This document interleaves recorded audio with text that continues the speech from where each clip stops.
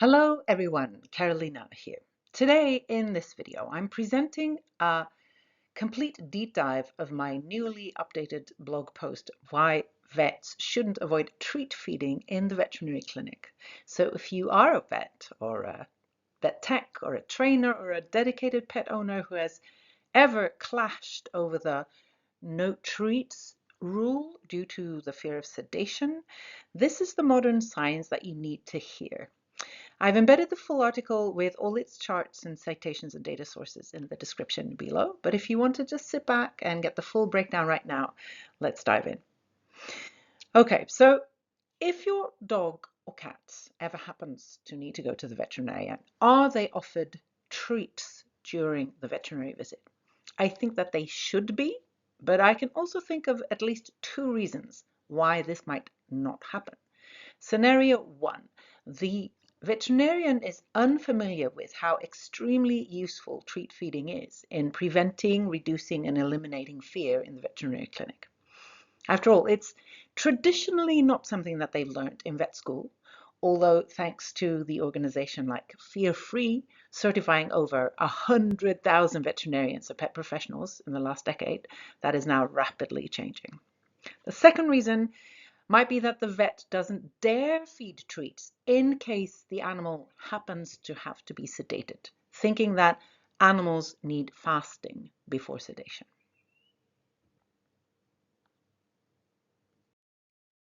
And here's a really important point. Feeding treats at the vets is not coddling. It's a way to prevent and reduce fear. And for decades now, I've been teaching about fear, anxiety, and stress, FAS, in pets during veterinary visits. And among several topics, I've spoken about why treat feeding, so using counterconditioning, is such a powerful technique to reduce and eliminate and prevent fear and fear learning. But in the various groups of veterinarians and vet technicians I've lectured to over the years, I kept hearing the same objections over and over again. That sounds great, the vets would say, but what if we need to sedate them? If so, we can't feed them immediately before we put them under. So they were, of course, referring to the unfortunate but real risk of a sedated animal getting what's referred to as Gastro-Esophageal Reflux, GERD, so stomach content getting back up in the food pipe, which might then result in aspiration pneumonia, AP, so that same stomach content ending up in the lungs and causing chemically induced pneumonia, which might be lethal for dogs, but apparently not a big problem with cats, as far as I know. But the choice is between two treatments. In other words, the vets that I spoke to looked at counterconditioning as a treatment with potentially serious side effects, and they chose not to use it. And my issue with that choice is that not feeding treats is also a treatment, and it also has potentially serious side effects. But it always seemed to me, as the vets I spoke to would only acknowledge the first treatment and not the second one, as if not giving treats was doing nothing. Now, full disclosure, I am not a veterinarian myself. My background is in ethology, and I have a special focus on emotions and learning and well-being. And in my mind, not offering treats in the veterinary clinic might potentially stress animals out big time. And we know that this has devastating health and behavioral effects. So this looks like a classical catch-22 type of situation, doesn't it? With only bad options. Either we feed treats and risk the animal dying when or if we need to sedate them, or we don't feed treats and we risk the animal stressing out completely with all of what that entails. So those veterinarians' unwillingness to try counterconditioning really got me curious, and I started asking questions. Okay, so how soon before sedation can we feed then? And what if you just feed a teeny weeny little tidbit? And how about broth? Liquids surely must have really short gut passage time. And how big is the increase in the risk if you do feed a small amount before sedating? And how dangerous are the complications anyhow? Could the benefits be worth the risks? So as a scientist, my knee-jerk reaction was to look for the article that addressed all those questions. And I didn't find one. There wasn't any. Nobody had looked at that. So I did. And in my quest for the truth, I came to realize that that apparent choice between feeding or not feeding is a false dichotomy. Is this really a catch-22 situation? I think not. If this were a real catch-22 situation, we would need to choose between, on the one hand, a happy animal who risks dying from complications if sedated, or on the second hand, a miserable animal who does survive sedation. Or, as I'm hoping to show in this blog post and this video, dare we hope to find a solution that gives us a happy animal and no increased risks during sedation. And for those watching the video version, you can see my favorite catch-22 animation loop right here on the screen. So in other words, would it be possible to get the benefit of the treatment but without the risks of the side effects? A happy animal that doesn't run any increased risks when and if they need to be sedated.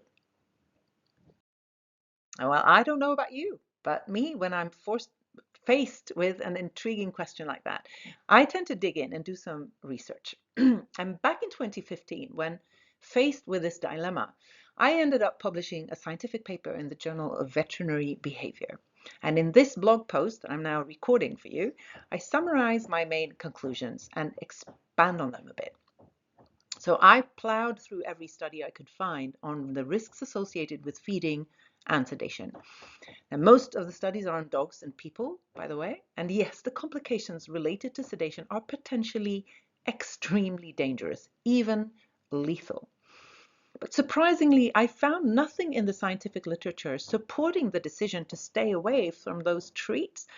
And I could even argue the opposite. It might be more risky not to use counterconditioning before sedation, and through no less than 4 mechanisms, which we'll get to in a moment. But sedation is always a risk, but there's nothing to indicate that it would be riskier to countercondition the animal using small amounts of fluid treats, even close to the moment of sedation, if you do it right. But first, what actually happens? So we'll be looking at fasting, GERD, so Gastro-Esophageal Reflux, and AP, Aspiration Pneumonia. And you might think that the more recently someone ate, the more likely they are to get this reflux, GERD, when sedated. And well, no, it's not at all that straightforward. And I will be showing you a graph right now. So according to the data, there is no apparent straight relationship between how long the animal has fasted and how big the risk of reflux is. So the lowest risk of reflux is seen in dogs who have received water up to 2 hours before anesthesia. So note that in that study, they didn't explore any treatments involving fluids or small food amounts offered right up to the moment of sedation. So we actually lack data on that important interval. Still, if the animal regurgitates, things could get really serious if that gut content ends up in the lungs. So aspiration pneumonia, AP, could set in. And also the risk of AP correlates with how much content is in the stomach at the time of regurgitation. So the major issue is not when the animal last ate, but how much content is in the stomach at the time of sedation. And now you may think that there's a correlation between those two. So if the animal ate recently, he must have more food in the stomach. But when the animal last ate is not at all as important as what he ate and his current emotional state, which affects gut motility. So let me illustrate this with a really fancy schematic image of the gut, which you will see if you're watching the video, and you'll just have to imagine it if you're listening to the audio. So I'm showing like a jar with a sphincter at the top and at the bottom. So the stomach content volume depends both on how much food or content was in the stomach to begin with and how much is added What is going on at the lower end? Is the lower sphincter releasing stomach contents to the intestines? And you can visualize the sphincter 1 at the top as the blocking reflux and the sphincter 2 at the bottom acting as the exit gate to the intestines. So the risk of AP, aspiration pneumonia, depends not only on whether sphincter 1, the top one, malfunctions, and GERD, this reflux, is often unnoticed, so it probably occurs more often than we might realize.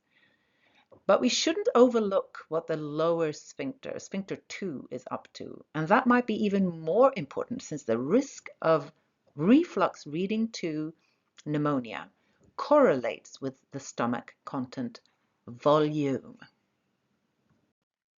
Okay, so with this background, let's go to the mechanisms by which failing to give treats at the vets might hypothetically exacerbate the probability and severity of aspiration pneumonia during sedation. So the first mechanism is that the paradox of stress, that it inhibits gastric motility. So if you're not treat feeding or doing other forms of low stress handling, most animals, about 80% in dogs, get stressed at the vets. And one of the most well-documented effects of stress is that it inhibits gut motility, so that whatever was in the stomach on arrival is likely to stay in the stomach if the animal gets stressed. And in contrast, if you're successfully counterconditioning, gut motility should be up and running. If you're feeding small and fluid amounts and keeping fear and anxiety and stress at bay, it could be that the stomach is actually emptying faster than it's being filled. And yes, paradoxically, that same animal might still get stress-induced diarrhea if it's stressed. But an emptying bowel does not mean an emptying stomach. The different parts of the digestive tract are impacted differently by stress. The second mechanism has to do with something that's called GERD. And not only is the volume of the stomach content potentially larger in stressed animals, but acute stress may also cause the first sphincter, the top one, to dysfunction, triggering GERD, Gastro-Esophageal Reflux disease, at least in humans. And since most dogs are frightened on the examination table, this may explain why aspiration pneumonia is between 3 and 12 times more common in dogs than people, assuming that the same dysfunction occurs in canines, which admittedly has not been studied as far as I know. The third mechanism is about more animals being sedated. So if the animal is stressed because they're not exposed to fear-free handling techniques during handling, such as counterconditioning, they often need to be sedated in order to be properly examined. And I expect the percentage of sedated dogs to be larger among the non-counterconditioned dogs than dogs that do experience counterconditioning during their veterinary visit. And since there's a risk of aspiration pneumonia with every sedation, and indeed perhaps also an increased risk in the stressed group, there's likely more dogs with aspiration pneumonia among stressed animals. And on top of this, the first two mechanisms might aggravate the risks posed by the third mechanism. Fourth mechanism, there's more acidic stomach content if the animal is fasted, the longer the animal's been fasted, which is potentially leads to a higher risk of damage. So the acidity of the stomach content increases with fasting time. And high acidity, if you happen to regurgitate, vomit, might lead to more tissue damage if aspiration pneumonia occurs. So to summarize, there's absolutely nothing in the current data, the scientific literature, that suggests that vets should refrain from feeding treats to their patients to avoid aspiration pneumonia if they need to be sedated at some point during the visit. At least not if they choose those treats carefully. So we'll get to the choice of treats now. So as mentioned, the choice of treats will impact how quick the gut passage is. Half the content may be emptied in 2 hours, just over 1 hour, or in half an hour, depending on whether a dog has been fed liver cubes, homogenized liver, or a rather large suspension of homogenized liver. So if you look at the clearance curves on the chart I'm showing, or if you're listening to the audio version, the takeaway from this is the same. Yes, fluids may leave the stomach almost 4 times faster than solids. So if we need to minimize the stomach content volume before sedation occurs, we should choose liquid or fluid treats that pass through the gut more quickly than solids. We should also ensure that the animal isn't stressed. And incidentally, one of the best, most reliable ways of doing that is by strategically feeding the animal, counterconditioning. So theoretically, counterconditioning doesn't increase the risk of aspiration pneumonia, it reduces it. There's also the choice of sedative and the anesthesia protocols. My research also revealed that a huge factor in the risk of aspiration pneumonia in sedated dogs has to do with the choice of sedative. Which drug is used to put the animal to sleep? Some are emetic, causes vomiting, and some are not. So if possible, and sometimes maybe it's not, but if possible, ask your vet to choose a non-emetic option. And indeed, more recent studies after my scientific paper was published show that modern anesthesia protocols, for instance, using prophylactic antiemetics, as well as keeping the animal upright during intubation and recovery, have reduced aspiration risks by 10 times, which makes this no treats before sedation notion increasingly obsolete in modern fear-free practice. So my conclusion is that there are mostly disadvantages with not feeding treats at the vets and mostly advantages with doing so. So if you're using small amounts of fluid treats to reduce fear in the veterinary clinic, there's no reason to assume that there's an increased risk of aspiration pneumonia if the animal needs to be sedated. Potentially the opposite is true. If you don't address fear, there might be an increased risk of aspiration pneumonia. So there is no catch-22 in this scenario. There is no increased risk of aspiration pneumonia when treat feeding to counter-conditional animals during their veterinary visit. In fact, I can think of 4 reasons why veterinarians would ensure that unless medically contraindicated, animals should be offered treats during a vet visit. But I talk about that in a different blog post. Treat feeding will not solve all problems in the veterinary clinic, but it's one powerful tool in the toolbox of prevention and planning and low stress handling techniques available. So in my opinion, treat feeding should be the norm rather than the exception in the veterinary clinic. And luckily, as I was updating this blog post, now a decade later, it seems that it is major organizations like the World Small Animal Veterinary Association now officially partner with Fear-Free, meaning treat feeding is no longer niche, it's endorsed by the highest level of veterinary authority. And still, I realize that some of the reasoning that I've been discussing in this video, this blog post, is hypothetical at this point. Nobody has examined specifically the effects of counterconditioning using treats on the risk of aspiration pneumonia, AP. So let me wrap up by suggesting 2 things to ask your vet. Based on my research, I would suggest you ask the following 2 things of your veterinarian at your next visit. So if sedation is needed, could you use anesthesia protocols that reduce the risk of aspiration pneumonia? And also, could we please use fear-free handling techniques, including counterconditioning, to make the visit pleasant for the animal? You should also note that there may be other reasons why your vet is hesitant to feed your animal during the visit. Again, I'm not a veterinarian, so I can't give medical advice, but you should consult with your veterinarian on these topics. Oh, and if you're interested in getting a copy of the scientific paper that I wrote, just click in the hyperlink below or check the link in the podcast show notes to send me an email request. I'm not allowed to share it publicly, but I can send it privately. So I teach about behavior management, and if you're interested in learning more, just sign up to get more information about future blog posts, free webinars, silly experiments, and my massive online courses. I'm leaving the link below. Until next time, take care.